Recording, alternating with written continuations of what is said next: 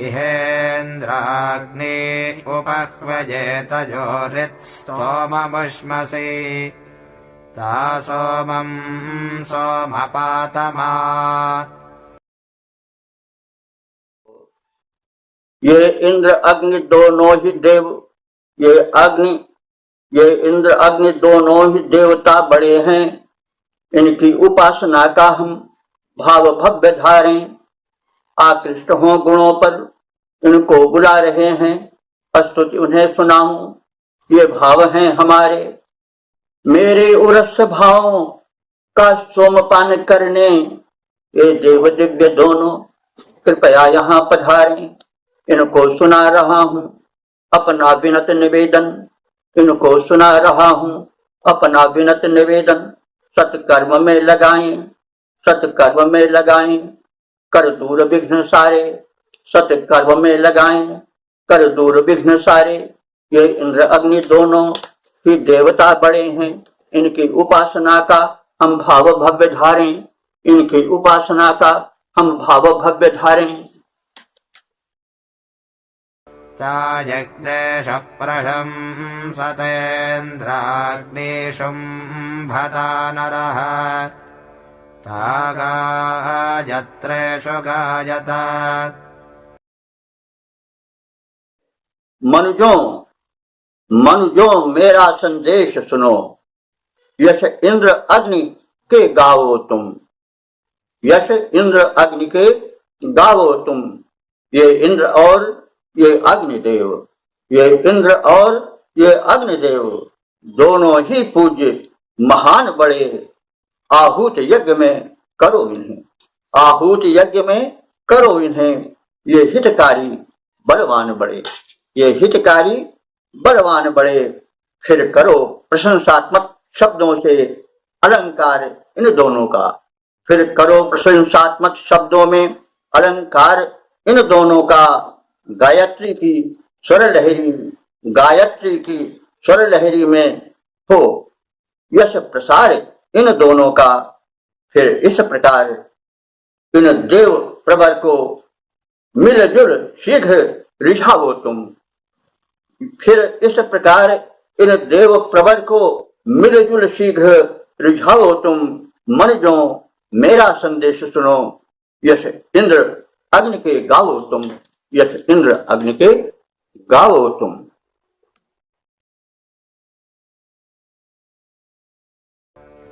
मित्रस्य प्रशस्तय इन्द्राग्नेता हवामहे सोमपा सोमपीतये।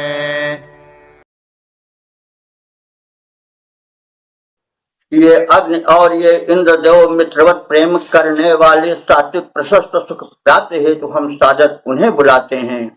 हृदयस्थ प्रेम मृद सोम मधुर मादक के पीने वाले वे हम पान कराते हैं सादर, वे हर्षित पीते जाते हैं। आ जाएं पान करें, मन में संचित मृदु भावों के प्याले हम नहीं पिलाने से हटते, वे पीते नहीं अघाते हैं। हम नहीं पिलाने से हटते, वे पीते नहीं अघाते हैं। तो आप देवताओं को जितना सम्मान दोगे, जितना मधुर प्रस्तुति करोगे, वे आपके लिए उतने ही निकट बनेंगे।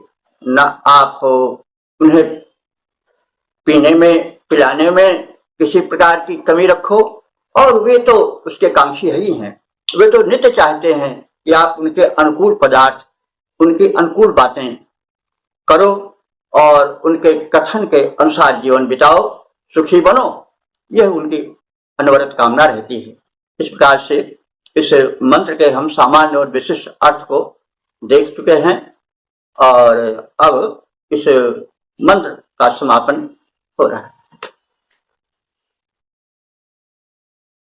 उग्रासन्ता हवामह उपेदं सवनं सुतम् इंद्राग्नि एह गच्छताम्।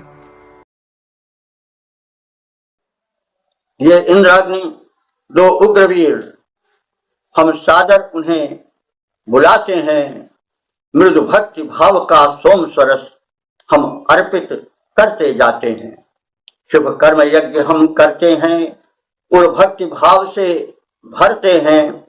आए समीप यज्ञ स्थल पर हम उनके गुणगण गाते हैं, हम उनके गुणगण गाते हैं। ये इंद्र अग्नि दो उग्रवीर, हम सादर इन्हें बुलाते हैं, हम सादर इन्हें बुलाते हैं।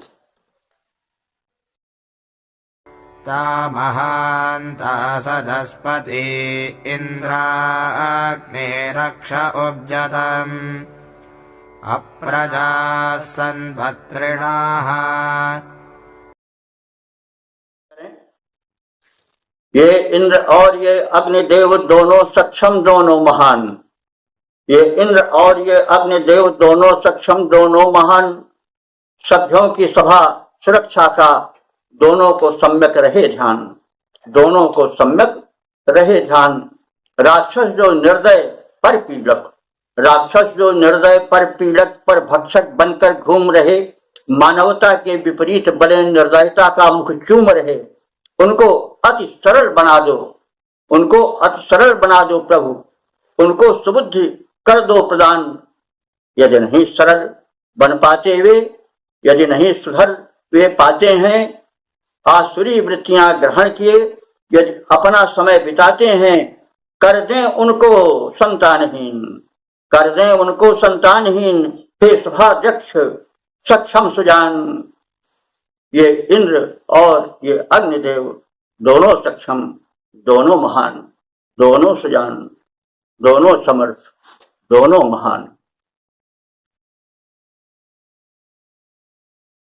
तेन सत्येन जागृतमधिप्रचेतुने पदे इन्द्राग्ने शर्म यच्छताम्। हे इंद्रदेव, हे अग्निदेव, हे इंद्रदेव, हे अग्निदेव, दोनों आनंद प्रकाश भरो, चैतन्य प्रकाशित उर अंतर में दोनों देव निवास करो, दोनों देव निवास करो। जो सत्य वही आनंद रूप, जो सत्य वही आनंद रूप, उसमें तुम जागृत रहो देव। चैतन्य प्रकाशित आत्मा में आनंद धार बन बहो देव, आनंद धार बन बहो देव। अक्षय आनंद प्रदान करो, अक्षय आनंद प्रदान करो। साधक उर में उल्लास भरो, साधक उर में उल्लास भरो। हे इंद्रदेव, हे अग्निदेव, दोनों आनंद प्रकाश भरो, दोनों आनंद प्रकाश भरो। मेरे उर में निवास करो, मेरे उर मध्य निवास करो। यह तो हम सब जानते हैं कि ऋग्वेद के सर्व प्रधान देवता इंद्र हैं। इन्हें 250 सूक्तों में प्रार्थित किया गया है। दूसरे स्थान पर अग्निदेव हैं, इन्होंने 200 से ऊपर सूक्तों में प्रार्थित किया गया है। तो यह तो सामान्य मान्यता के हिसाब से इंद्र देवेंद्र हैं, प्रधान दिव्य शक्ति हैं, और अग्नि भी उनके सहायक प्रधान देव हैं। किंतु वे और कुछ भी हैं। उनके सही स्वरूप को समझने के लिए और वेदार्थ में जो ऋषि की मंगलमयी भावना है वहां तक पहुंचने के लिए हमें थोड़ा अध्ययन विस्तृत करना पड़ेगा। संहिताएं जो ऋग्वेद, यजुर्वेद, सामवेद, अथर्ववेद के रूप में मान्य हैं, इनके अतिरिक्त जो वैदिक साहित्य है, शुद्ध साहित्य है, जो कि उपनिषदों तक फैला हुआ है, संहिताओं से लेकर के ब्राह्मण ग्रंथों, आरण्यकों और उपनिषदों तक जिसकी मान्यता है, उसका भी आलोड़न विलोड़न कर लेना चाहिए। क्योंकि ऋषि केवल यही नहीं कहना चाहता मंत्र के माध्यम से हे देवताओं आओ विराजो, सोमपान करो और हमारा कल्याण करो, इतने से वो अर्थ की दिव्यता जो ऋषि देना चाहता है या जिसे उस परम ब्रह्म परमात्मा ने अपने सृष्टि के संरक्षण के लिए बनाया है, वो पूरा भाव उद्भाषित नहीं हो पाता है। इसलिए हमें समग्र शुद्ध साहित्य को ध्यान में रख करके अर्थ करने की एक मनोभूमि बनाना पड़ेगा, जैसा हम कभी कभी कहते भी आए हैं। तो अब हम प्रथम देख लें कि इंद्र और देव एक उपास्य देव के साथ साथ किन और रूपों में मान्यता पाए हैं। ब्राह्मण ग्रंथों में इंद्र को पर ब्रह्म भी कहा गया है, इंद्र को प्राण भी कहा गया है, आत्मा जीवात्मा भी कहा गया है, और इस प्रकार से अनेक रूपों में देखा गया है, क्योंकि भारतीय परंपरा ही है कि जो जितना महान होता है उसके उतने ही नाम होते हैं। उसी प्रकार से अग्नि के विषय में भी है। अग्नि को देवता माना गया है और उन्हें आयु भी कहा गया है। आयुर्वा अग्नि शतपथ ब्राह्मण 6-7 3-7 में इसे देखा जा सकता है। तो अग्नि आयु भी है और अग्नि एक प्रधान देवता है। देवता वही है जो दें, आयु दें, जीवन दें, कुशल क्षेम दें। जैसा बहुत बार कहा जा चुका है कि देव का मतलब हुआ वो दिव्य शक्ति जो हमारी रक्षा भी करती है, हमें सांसारिक लौकिक और पारलौकिक दोनों सुखों को देती है। तो इस प्रकार से इंद्र और अग्नि को भी हम देखें। अर्थ के दौरान सोम का बहुत चित्रण आता है। सोम जो है वो एक स्वास्थ्यप्रद सुमधुर पेय तो ही है जो आर्यों के बीच में विशेष मान प्राप्त किए था, और जो सर्वश्रेष्ठ सर्वप्रिय वस्तु होती है वो सर्वप्रिय सर्वश्रेष्ठ को पिलाई जाती है, प्रस्तुत की जाती है नैवेद्य रूप में। तो सोम एक पेय तो है ही, इसके अतिरिक्त सोम को कहा गया है अन्न भी। सोमो वही अन्न, सोमो वही अन्नम, ऐसा भी कहा गया है। तो यदि संभव हो सके तो पंडित भगवत दत्त कृत वैदिक कोश को देख लें तो उसमें तमाम बातें विस्तार से मिलेंगी। तो शतपथ ब्राह्मण में इंद्राग्नि की परिभाषा की गई है कि इंद्राग्नि ही प्राणो दानो। इंद्र और अग्नि प्राण और उदान है। प्राण वायु कंठ से लेकर नीचे हृदय तक जो सक्रिय होती है वो प्राण वायु है। तो प्राण वायु ही पर प्राण है। यदि हृदय पुष्ट हुआ, फेफड़े पुष्ट हुए, कंठ तक की सारी प्रक्रिया ठीक रही तो जीवनी शक्ति बढ़ती है। तो जो इंद्र हैं वो प्राण है, प्राण वायु हैं, और प्राण वायु कंठ से नीचे हृदय तक सक्रिय रहती है। वायु तो शरीर में रहती है, लेकिन जो हमारे ऋषि वैज्ञानिक थे उन्होंने उसका विभाजन कर दिया है। और उदान वायु जो है वह कंठ से ऊपर शीर्ष प्रदेश तक व्याप्त रहती है। जब तक यह उदान वायु सक्रिय रहती है तब तक मस्तिष्क तीव्र रहता है और मस्तिष्क की शक्तियां जागृत रहती हैं। जो मस्तिष्क में विस्मृति आदि के रोग होते हैं, दुर्बलता आती है, वह उदान वायु के क्षीण होने से आती है। इसलिए उदान वायु को जागृत रखा जाए। प्राण वायु जागृत रहेगा तो हृदय पुष्ट रहेगा। तो इस प्रकार से इंद्राग्नि को प्राण और उदान वायु ही कहा गया है। तो हम अर्थ को एक देवता विशेष के रूप में तो देखें ही, साथ ही साथ वे शरीर विज्ञान के दृष्टिकोण से, लोक विज्ञान के दृष्टिकोण से कितने उपयोगी हैं, उनकी महत्ता क्या है, इन सबको भी देखकर अर्थ करें। यज्ञ तो सामान्य यज्ञ ही है, जैसे कि वातावरण को शुद्ध किया जाता है, शोधन होता है, आहुति डाली जाती है, औषधियों से उठा जो धूम होता है वो विनाशकारी कीटों को नष्ट करता है, ऊपर उठ करके बादल में मिल जाता है और अमृत तुल्य औषधीय जल की वृष्टि करता है। इसके अतिरिक्त श्रेष्ठतम कर्म सभी यज्ञ हैं और ये जीवन भी एक यज्ञ ही है। और सर्वोत्कृष्ट यज्ञ जो है वो श्रेष्ठ यज्ञ है जिसे परमात्मा कर रहा है। और यह उदाहरण पेश कर रहा है कि आप लोग भी हमारी तरह यज्ञ करो। वो सूरज बना देता है, चंद्रमा बना दिया, वायु बना दिया, सबको संचार किया, अग्नि बना दिया और उसके पश्चात उसकी कोई कीमत नहीं किसी से मांगा, मुक्त हर्ष से सारा दान होता है। वो एक उदाहरण है।